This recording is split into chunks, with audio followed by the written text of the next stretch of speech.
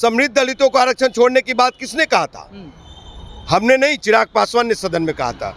12 उन जातियों को जो ईबीसी का फायदा ले रहा है, जो BC1 का फायदा ले रहा है, उन 12 जातियों को एससी में शामिल करने की बात कौन कर रहा है? चिराग पासवान कर रहा है। समझे? हमारी जाति को हक अधिकार से वंचित कौन कर रहा है? नहीं तो कहिए कि टोला ये इसमें विकास मित्र में पासवानों को भरो। चाचा का बंगला कैसे खाली होगा, इस अभियान में लगे हुए हैं। ये पासवानों के चौकीदारी दफेदारी अभियान में नहीं तो वीडियो जारी कीजिए जो आप नीतीश कुमार से बात किए हैं कि चौकीदारी या दफेदारी की जो वैकेंसी आई है उसको कैंसिल किया जाए। अगर नहीं होती है कैंसिल तो आपको बता दूं कि बिहार के सम्मानीय मुख्यमंत्री को जिस तरह से चिराग के साथ गोलबंद होकर के और 2020 में 43 सीट पे लाने का काम किया बिहार के पासवान, इस बार चिराग भी साथ में रहेंगे ना तो 22 सीट भी नहीं मिलेगा इनको। नमस्कार, स्वागत आपका लाइव बिहार में। मैं आपके साथ है संजीव सिंह। कि लोक जनशक्ति पार्टी रामविलास के राष्ट्रीय अध्यक्ष सह केंद्र सरकार में मंत्री चिराग पासवान कुछ महीने पहले नीतीश कुमार के नीतियों का विरोध करते थे, लेकिन मुख्यमंत्री नीतीश कुमार जब से एनडीए में शामिल हुए हैं तब से चिराग पासवान के सुर बदल गए हैं। लगातार मुख्यमंत्री नीतीश कुमार की तारीफ करते हैं और उन्होंने साफ तौर पे कह दिया कि 2025 का जो विधानसभा का चुनाव होगा वो मुख्यमंत्री नीतीश कुमार के नेतृत्व में ही लड़ेंगे। अब बता दें कि बीती दिन चिराग पासवान सीएम आवास के मुख्यमंत्री नीतीश कुमार से मुलाकात किए हैं और दफदार और चौकीदारी और साथ ही साथ बिहार में जिस प्रकार से लगातार पुल गिर रहे हैं इसको लेकर के बातचीत किया और सोशल मीडिया पर पोस्ट भी किए हैं। हमारे साथ बातचीत करने के लिए इंजीनियर राजकुमार पासवान हैं जो कि हाजीपुर लोकसभा क्षेत्र से इस बार चुनाव लड़े थे और चिराग पासवान के विरोध में चुनाव लड़े थे। बातचीत करेंगे, क्या कहेंगे चिराग पासवान जिस प्रकार से सीएम आवास गए थे, मुलाकात की है कई मांगों को लेकर के, क्या कहना चाहिए? देखिए, माननीय मंत्री चिराग पासवान जी का ये ढोलमोल रवैया शुरू से रहा है। वो आरक्षण पे हो, जब दलित महादलित बनाई गई और महादलित में सभी जातियों को पासवान को छोड़ दिया गया। आपको बता दूं कि पासवान के साथ 2005 से लेकर के अभी तक सौतेलापन व्यवहार किया जा रहा है और किस तरह से हम लोग को काटा जा रहा है सरकारी महकमे में। जो हमारे सरकारी भाई लोग कर्मचारी हैं, नौकरी पेशा में, उन लोग के साथ भी सौतेलापन व्यवहार किया जा रहा है। आपको बता दूं कि चौकीदारी और दफेदारी ये आज का इतिहास नहीं है, ये 30 वर्षों का इतिहास है। रजवाड़ा घराना हो चाहे अंग्रेजी हुकूमत हो, उसमें हम लोग की चौकीदारी रही है, दफेदारी रही है और हम लोग फौलादी ताकत रहे और हम लोग को कमज़ोर करने का एक साजिश है। रिजर्वेशन पॉलिसी पे हो चाहे जनगणना में हो, लेकिन ये चिराग पासवान एंड परिवार पार्टी शुरू से मलाई खाया है।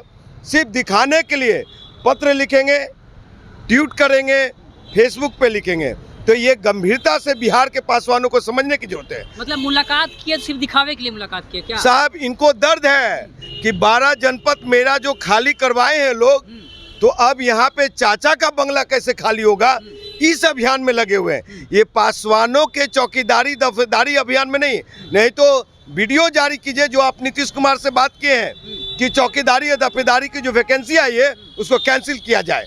अगर नहीं होती है कैंसिल तो आपको बता दूं कि बिहार के सम्मानीय मुख्यमंत्री को जिस तरह से चिराग के साथ गोलबंद होकर के और 2020 में 43 सीट पे लाने का काम किया बिहार के पासवान, इस बार चिराग भी साथ में रहेंगे ना तो 22 सीट भी नहीं मिलेगा इनको। लेकिन चिराग पासवान ने ही तीसरी नंबर की पार्टी जेडीयू को बनाया, लेकिन चिराग पासवान इस बार तो साथ है, उनके साथ है ना। लेकिन पासवान चिराग पासवान के साथ नहीं रहेगा चौकीदारी दफेदारी के मुद्दे को लेकर के। साहब, एक तरफ तो आप एक खास लोगों को, खास जाति के लोगों को, मुझे उस जातियों से नफरत नहीं है, उन्हें आप विकास मित्र में भरपूर सहयोग दिया, बहाली किया, और जब हमारी घर की खेती 100% चौकीदारी दफेदारी रहा है तो आप मुझे काट क्यों रहे हैं? तो हमारी बात तो करने जा रहे हैं वो ना बात सर, बात किए आप, क्या किए कमरे के अंदर?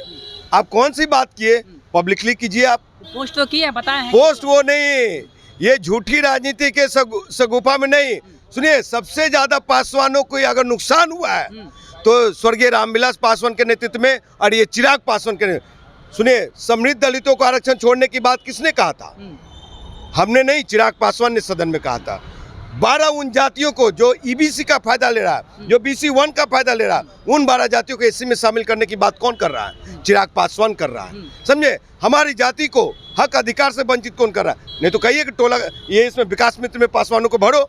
अच्छा, आप बोल रहे हैं कि वंचित कर रहे हैं, हक हमारी कर रहे हैं, तो चिराग पासवान हो चाहे उसके पिता स्वर्गीय रामविलास पासवान हो, लगातार 47 वर्ष से हाजीपुर से जीतते आ रहे हैं। अगर वो काम नहीं करते, दलित के लिए आवाज़ नहीं उठाते, तो वो जीत कैसे? सर, उनके बराबर में कोई मुखर होकर के बोलने वाला दूसरा नेता नहीं दिख रहे हैं। डायलॉग करने वाला दूसरा नेता नहीं दिखा, इसलिए पासवान लोग उन पे विश्वास कर लिया। और रामविलास पासवान का पुत्र है, इंजीनियर राजकुमार पासवान से बड़ा कद नहीं है चिराग पासवान का, भले वो मंत्री बन गए हो, लेकिन पासवान हित में चिराग पासवान को जो करना है करे।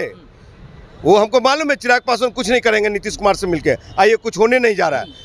वो अपना काम करे, लेकिन समाज पे जब जब कोई मुसीबत खड़ा होगा और चाहे किसी ढंग की कोई बात होगी, तो राजकुमार पासवान वहाँ पे आहुति देने के लिए खड़ा मिलेगा। भले ही चिराग पासवान चटुकारिता करे, दलाली करे, हनुमान बन के रहे, एजेंट बन के रहे, लेकिन बिहार का पासवान देख रहा। और हम जैसे सरफिरे लोग, आंदोलनकारी और सामाजिक कार्यकर्ता हैं, सब लोग मिलकर के पूरे बिहार को बांध करके पटना के गांधी मैदान में ला कर बता देंगे नीतीश कुमार जी को भी और भाई चिराग पासवान को भी कि क्या चौकीदारी और दफादारी छीनने का मतलब होता है। चलिए, बहुत बहुत धन्यवाद। हमारे साथ बातचीत कर रहे थे इंजीनियर राजकुमार पासवान ने साफ तौर पे कहा कि चिराग पासवान जो है दफादारी चौकीदारी की वैकेंसी को जो छीनने का काम कर रहे हैं, ये लोग दलितों का कभी भी काम नहीं किए हैं, उनके लिए सही काम नहीं किए हैं। और लेकिन पासवान समाज के कोई ऐसा नेता नहीं है जो चिराग पासवान के सामने खड़ा हो सके, इसीलिए लोग मजबूरन उन्हें जिता देते हैं। और भी कई तरह की बात करते। चिराग पासवान कई तरह के आरोप लगा रहे थे कि उनके जो चाचा है पशुपति कुमार पारस, उनके बंगले को खाली करवाने के लिए वो सीएम से मुलाकात किए हैं। कई तरह के गंभीर आरोप लगाए हैं। आप भी सुने थे, क्या कुछ करते, आप अपनी राय प्रतिक्रिया कमेंट बॉक्स में दे सकते हैं। आप देख रहे थे लाइव बिहार। बहुत बहुत धन्यवाद।